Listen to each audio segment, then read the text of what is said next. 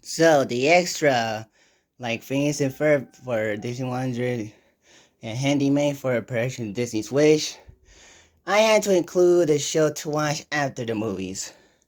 And this one is probably the most exciting one, the ones I would be watching for the final days countdown. It is Kim Possible, the Disney Channel anime series about Kim Possible, voiced by Chrissy Carlson Romano, and his sidekick and boyfriend Ron Stoppable, who are teenage high school students who one's a cheerleader and one's a loser and a mad dog and a football player. And they also are crime fighters who save the world from several evil villains, mainly Dr. Dragon and Shigo, and also other very great entertaining villains like Professor Dementor, Monkey Fist, Dolph Gilligan, and Senior Senior, Senior Senior Junior, and the list goes on and on and on and on, including Camille Leon and a low-budget supervillain. And I watched. This was like the first thing that was interested when I got Disney Plus, because when I got on Disney Plus, the obvious thing that I would watch first is Mandalorian. But the more I got scrolled to in Disney Plus, the one thing that caught my attention the most was Kim Possible back in 2020. And I watched some random episodes at that time. But starting in 2021, from early 2021 or 22, I decided to watch the entire series of Kim Possible. And I loved it. It was one of my favorite anime shows.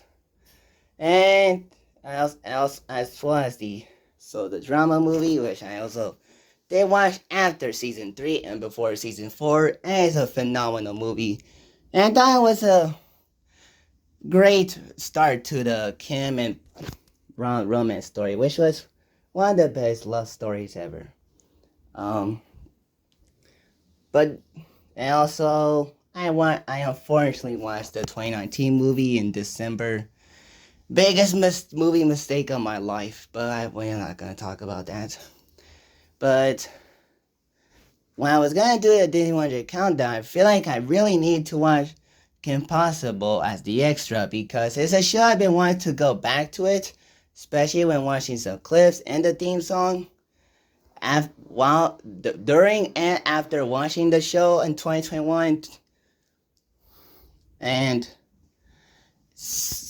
then I decided this would be the extra, and I think this is the perfect show to end the extra, because I still love this show. This show is everything I love about movies and shows. Great action, great stories, great characters, and some fantastic animation. The character designs, the movements, the backgrounds, the ships, the buildings, everything is beautifully colored and drawn. Everything of the character designs look amazing. It's so good. And the action in this show is pretty legit. From every single episode, every single action in this show is exciting to watch. I love the action in this show. And the voice acting is also very good. Everyone has the voice. Every voice actor in the show was written for that character. Like literally. Chrissy Crosser Romano, I can't think of anyone that can be Kim Possible ever. She is Kim Possible. And I love her performance in this show. It's really perfect.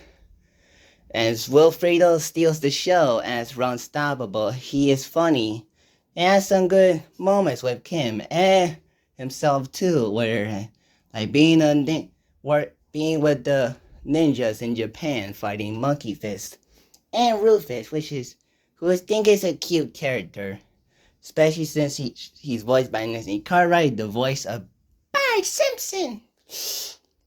And has some good funny moments. And it's a cute little voice. This as well as John DiMaggio has a very funny, menacing presence as the voice of Dr. Draken. He's one of the best cartoon villains of all time, where he's not super genius, but he's super evil, and he works as both. And every time he tries to make an evil plan. And he has some funny moments in this show from beginning to end. And Nicole Sullivan brings a very good performance as She-Go at a lot. She has this show is perfect. It's like one of my prime is between Phineas and Ferb and Kim Possible as my favorite anime series. Not Disney anime series, but anime shows, period. Or maybe in TV shows in general. It's so good. But like I said, Nicole is good. As well as Patton Oswalt has a funny voice for Professor Dementor, and the guy who voices Khan and Peter Silberman as Senior. And of course, you can't talk about this show without talking about the soundtrack, which is so epic. And that theme song, every time I listen to it, whether it's while watching the show or on YouTube on its own, I get chills and excitement from it. It makes me want to listen to it over and over and over again. It's so good. And this show has a lot of great supporting characters, from the parents, Dr. Impossible, and the father, Mr. Possible, I think James. The Tweebs, who has some funny moments as well, making experience, and Kim being extremely bossy surrounding them, as well as Monique, Kim Possible's female best friend, and Ed, the worker at Bueno Nacho, the restaurant that Kim and Ron go, specifically Ron. There's a lot. This show, again, I love this show. In terms of my favorite episodes, I won't say why because don't want this to be long, but here it is. Bueno Nachos, the one where Kim wants a jacket and stops She-Go and Dragon at a cheese place.